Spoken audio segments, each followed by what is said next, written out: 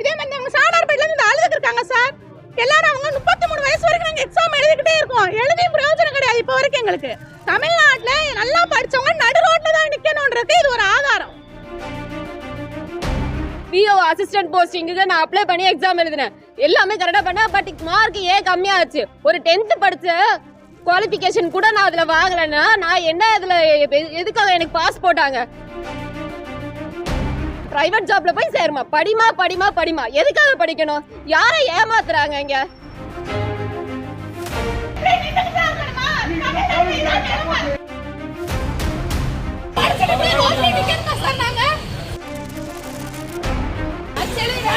கிடையாது. ஒரு எழுதியா நமக்கு ஏதாவது கிடைக்குதா கத்துறது. அதான் சொன்னனே போயிடாங்க. நீ அழுதாலும் வேற கால விழுந்தா கூட வேலை நடக்காதுமா. நீ கிளம்புமா.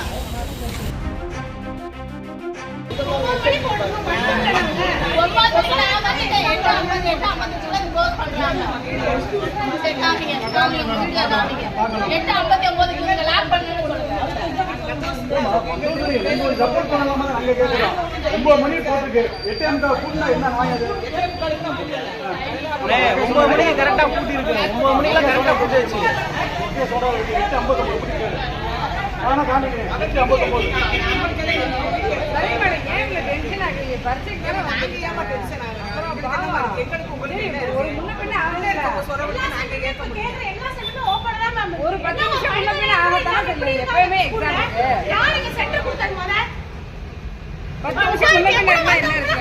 எல்லாருமே விக்கிறாங்கல்ல.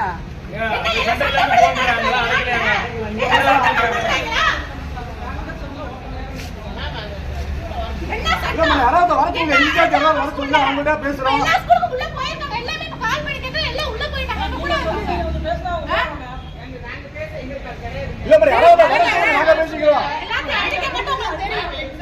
ஆமா அடிச்சு உள்ள வச்சு கொல்ல மட்டும் தெரியும்.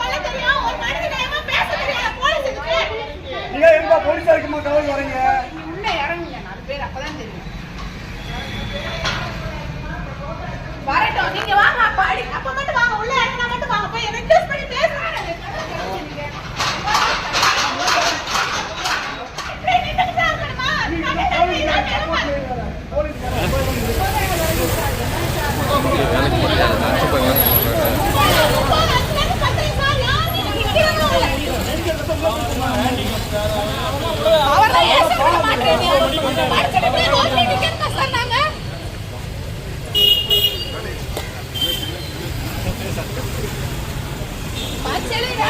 கிடையாது. ஒரு எழுதியா நமக்கு ஏதாவது கிடைக்குதா கத்துறது.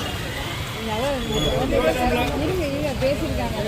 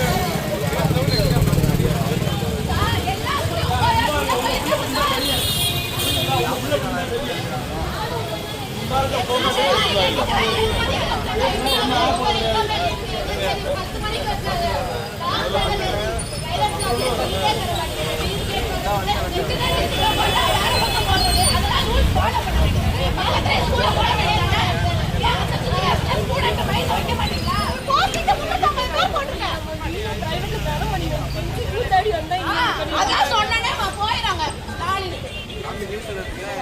உருண்டா கூட ஒண்ணு நடக்காதீங்க. ஒண்ணு வாங்கன்னு சொல்லிட்டு பண்றாங்க. அவனை கஷ்டப்பட்டு படிக்க வச்சு கூட போய் படிக்க வச்சிருக்கேன்.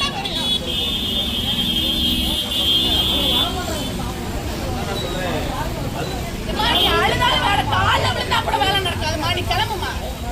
போய் பரிசு எழுதினா கூட உனக்கு போஸ்டிங் போட்டு நல்ல இடத்துல உனக்கு கொடுத்து வாங்கம்மா. நீங்க 9 மணிக்கு முன்னால வந்து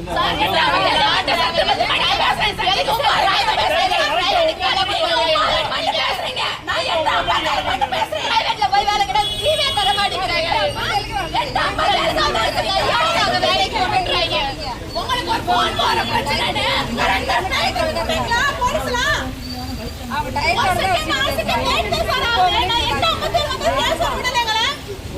9 வரைக்கும் அனுமதி சீட்டு கொடுத்திருக்காங்க சார். எல்லா ஸ்கூலும் 9 வரைக்கும் போயிருக்காங்க சார். ரோஸ் ஸ்டாண்டிங்கா போட்டு நிக்கிற அவர்லாம் என்ன செஞ்சாங்க உங்களுக்கு சார்? 8:57 வந்துட்டோம் சார். திரும்ப அரை மணி நேரம் சொல்றாங்க சார். 9 வரைக்கும் எல்லா ஸ்கூலுமே அலோவ் பண்ணிருக்காங்க சார். 57க்குலாம் வந்துட்டோம் சார். எக்ஸாம் ஹால் கூட விடல. இங்க ஒரு கேண்டிகேப் சார் முதல்ல நீங்க நிக்கிறாங்க. கரெக்டா ரூல்ஸ்னு சொல்லி அந்த அம்மா 8:57 க்ளோஸ் பண்றாங்க. நாங்க 8:57 இருந்தே கத்திக்கிட்டே இருக்கோம். மேம் விடுங்க, 9:15 வரைக்கும் எல்லா ஸ்கூலுமே விட்டுருக்காங்க, விடுங்கன்னு சொன்னா அவங்க கேட்கவே இல்லை. இப்ப வரைக்குமே அவங்க கேஸ்ல உட்காந்து ஜூஸ் குடிச்சுக்கிருக்காங்க அந்த போலீஸ்காரங்க மேம். அதை சொல்லிட்டு இப்ப எல்லாமே இங்க கேண்டிகேப் சார் 8:57 நிக்கிறாங்க சார். விடல சார். எல்லா ஸ்கூல்லுமே விட்டுருக்காங்க சார். ஏன் சார் விடல? இங்க ரூல்ஸ் பேசுறாங்க சார். ரூல்ஸ் பேசுறவங்க சின்னாலப்பட்டிக்குள்ளே போட வேண்டியதானே? எங்களை ஏன் திண்டுக்கல் வரைக்கும் இந்த ரூல்ஸ் இங்க கொண்டு வந்திருக்காங்க? இதே மாதிரி அவங்க சாணார்பேட்ல இருந்து அழுதுக்கு இருக்காங்க சார். எல்லாரும் அவங்க 33 வயசு வரைக்கும் நாங்க எக்ஸாம் எழுதிக்கிட்டே இருக்கோம். எழுதியும் பிரயோஜனம் கிடையாது இப்ப வரைக்கும் எங்களுக்கு. தமிழ்நாட்டுல நல்லா படிச்சவங்க நடு ரோட்ல தான் நிக்கணும்ன்றது இது ஒரு ஆதாரம். அன்பில் மகேஷ் சாருக்கு அனுப்புங்க. எதுக்கு 9 வரைக்கும் எக்ஸாம் 10 மணிக்கு வைக்க வேண்டியதான்? நீங்க எப்பயுமே அதுதான் பண்ணுவீங்க. 9 மணிக்கு வந்து நீ ஏன் உள்ள விடலன்னு நான் கேட்கிறேன். இப்ப 9 மணிக்கு இப்படிதான் கத்திக்கிட்டே இருக்கோம் சார். எந்த ரெஸ்பான்ஸும் கிடையாதுங்க. கலெக்டர் சாருக்கு போன் போட்டோம் நாங்க. கலெக்டர் சார் நான் பேசிட்டு கூப்பிடுறேன் பண்ணாரு. இன்னும் அவரும் கால் பண்ணல எங்களுக்கு. நீங்க ஏதாவது பண்ணுனா உங்களை 3 வருஷம் எக்ஸாம் எழுத விட மாட்டேன்னு சொல்றாங்க. மூட்டை தூக்கி படிக்க வச்சவங்களுக்கு தான் சார் தெரியும் அந்த வலி வேதனையும். 33 வயசு வரைக்கும் நாங்க எக்ஸாம் எழுதிருக்கோம் சார். இந்த பஸ்ல எக்ஸாம் பிரைவேட்ல வேலைக்கு 10,000 ரூபாய்க்கு நாயா போய்க்கிருக்கோம் நாங்க.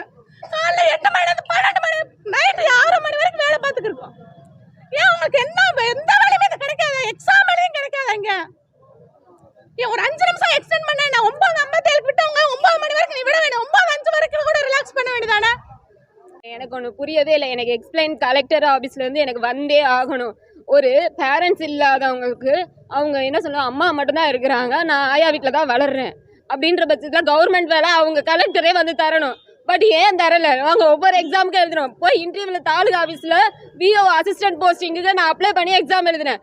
எல்லாமே கரெக்டாக பண்ணேன். பட் மார்க் ஏன் கம்மியாச்சு? ஒரு 10th படித்த குவாலிஃபிகேஷன் கூட நான் அதில் வாங்கலைன்னா நான் என்ன அதில் எதுக்காக எனக்கு பாஸ் போட்டாங்க?